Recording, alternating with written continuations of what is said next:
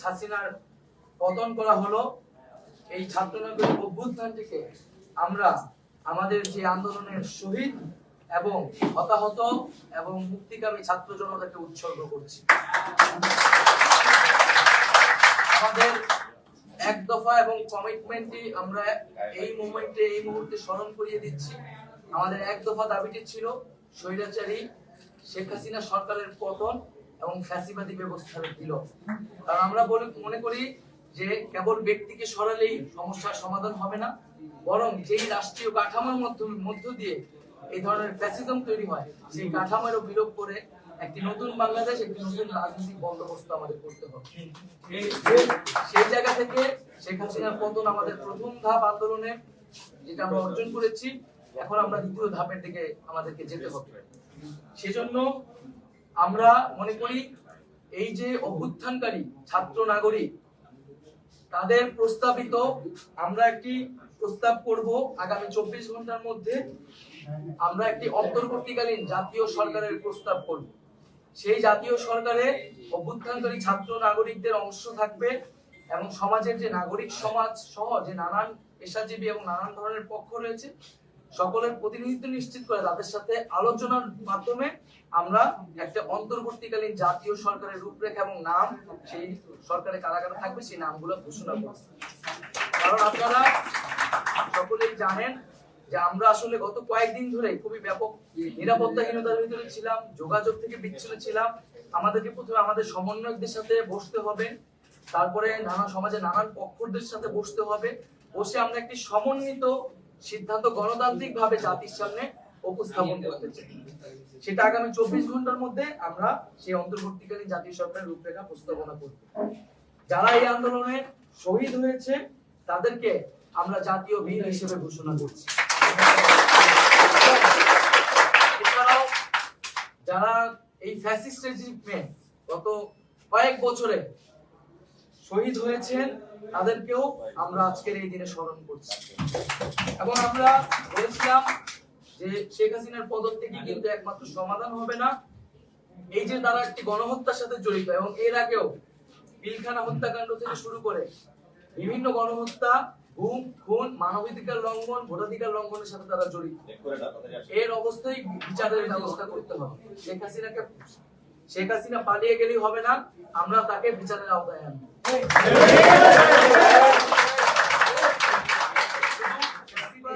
যারা ফ্যাসিজমে সরাসরি সহায়তা করেছে এবং তাদের সমর্থক, তাদেরকে বিচারের আওতায় আনা হবে। এবং আমরা বলতে চাচ্ছি যে অভ্যুত্থানকারী ছাত্র নাগরিকের সমর্থিত বা প্রস্তাবিত সরকার ছাড়া আমরা কিন্তু আর কোন ধরনের সরকারকে সমর্থন করব না।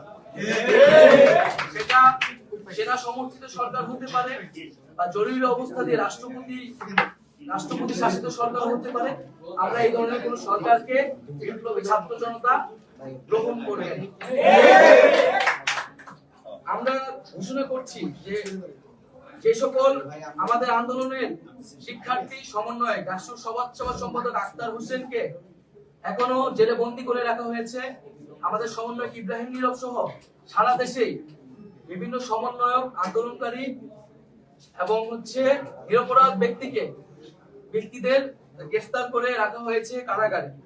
আমরা সকল কারাবন্দীদের এই আন্দোলনের কারাবন্দী এবং এছাড়াও এই ফ্যাসিস্ট রেজিমে যে নিরপরাধ ব্যক্তি এবং রাজবন্দী করে রাখা হয়েছে তাদেরকে আগামী 24 ঘন্টার মধ্যে মুক্ত করার ঘোষণা করছি। আমরা আমাদের সাথে রাজপথে দেখতে চাই এবং আমরা মুক্তিকামী ছাত্র জনতার প্রতি আহ্বান রাখছি যে তারা যাতে আমাদের কাছ থেকে 24 ঘন্টার মধ্যে আমরা যে চূড়ান্ত সরকারের রূপরেখা দিব তার ঘোষণার আগ পর্যন্ত তারা যাতে রাজপথে অবস্থান করে। এবং এক্ষেত্রে আমাদেরকে সতর্ক থাকতে হবে যে আন্দোলনের সুযোগে এখানে ফ্যাসিবাদের দোসররা এখনো নানান ধরনের অঘটন, নাশকতা, সহিংসতা করে এই আন্দোলনের ন্যায্যতাকে প্রশ্নবিদ্ধ করার চেষ্টা করে যেতে পারে।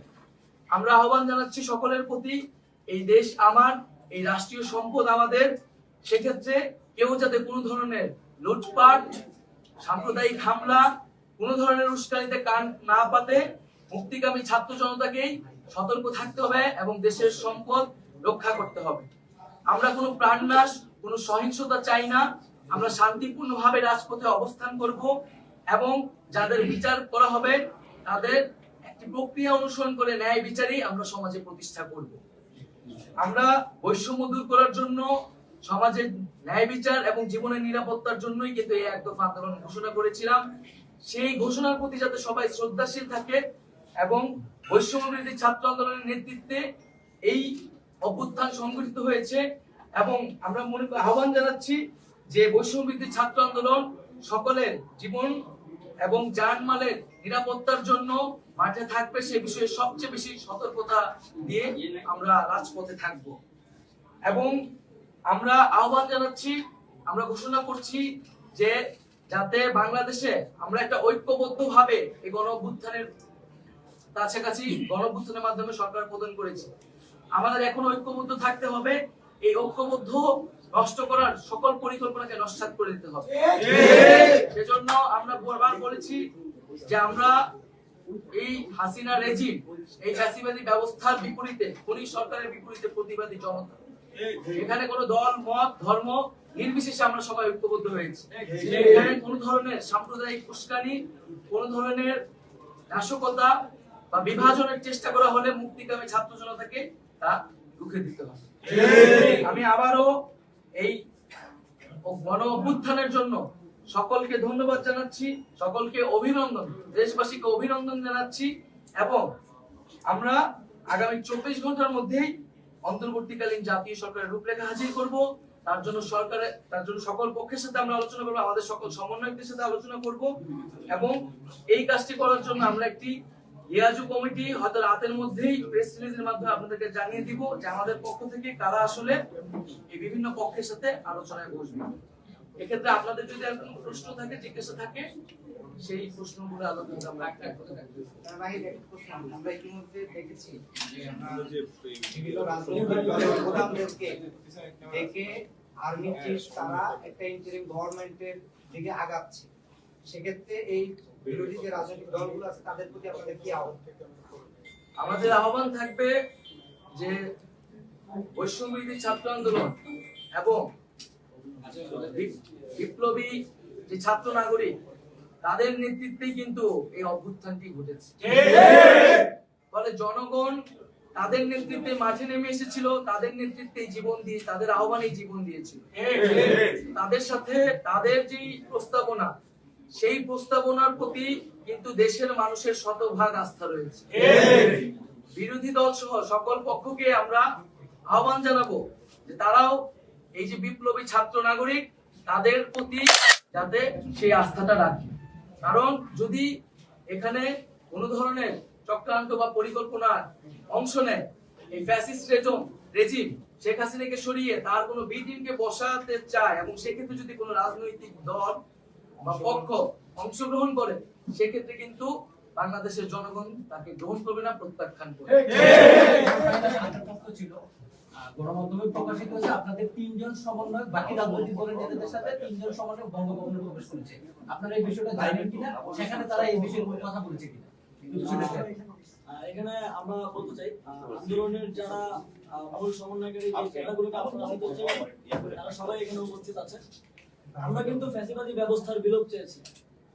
বঙ্গভবনে যে রাষ্ট্রপতি থাকেন তিনি ফ্যাসিবাদী ব্যবস্থার একটা অংশ। আমাদের সাথে কোনো আলোচনা ব্যতি রেখে 3 সমন্বয়ক সেখানে গিয়েছেন।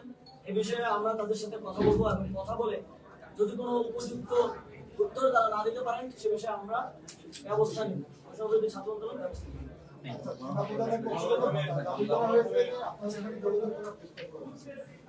এখন রিস্ক করতে পারে না এবং তারা বলছেন যে যেহেতু আগে করে তার সাথে আপনাদের ছোট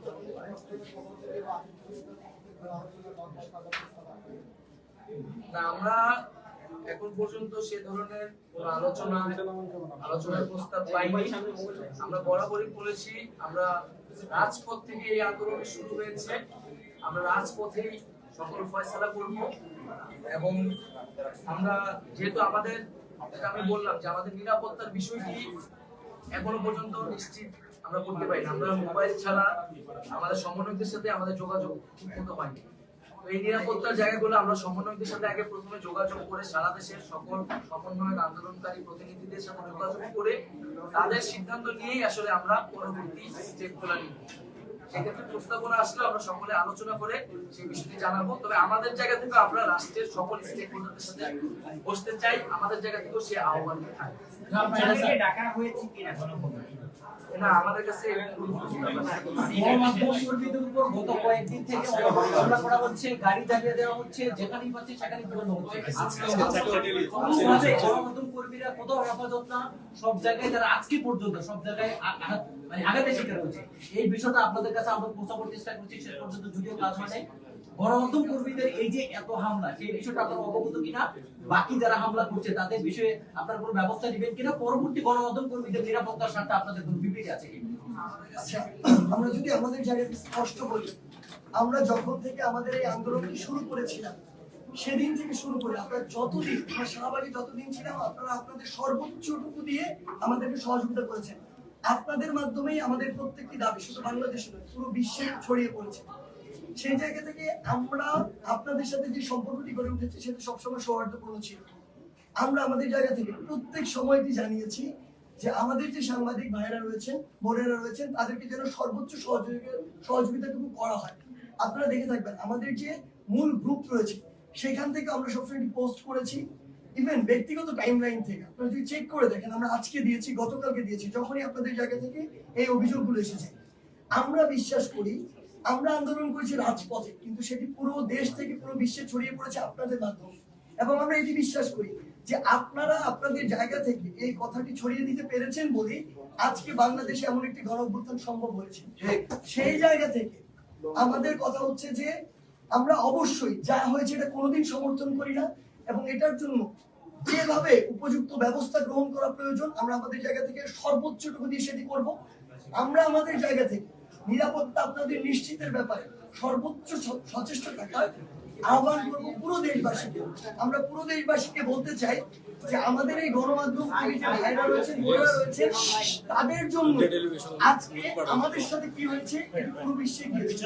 সেই জায়গা থেকে তারা যেন তাদের সর্বোচ্চটুকু দিয়ে আপনাদেরকে সহযোগিতা করেন, এবং যারা অসৎ উদ্দেশ্যে আমাদের আন্দোলনকে প্রশ্নবিদ্ধ করার উদ্দেশ্যে আপনাদের গাড়িতে আপনাদেরকে শারীরিকভাবে বা বিভিন্নভাবে হামলা করার চেষ্টা করেছে, তাদেরকে যেন সাধারণ জনগণ প্রতিহত করে। আরেকটা প্রশ্ন, অনেক হাউসে আগুন দেওয়া হয়েছে, এই হাউসগুলোর ব্যাপারে একটু বলে দেন, অন্যান্য হাউসগুলো যেন আপনাদের আমাদের আহ্বান থাকবে ছাত্র জনতার প্রতি দেশের সম্পদ, মানুষের জীবনের নিরাপত্তা নিশ্চিত করার দায়িত্ব আমাদের।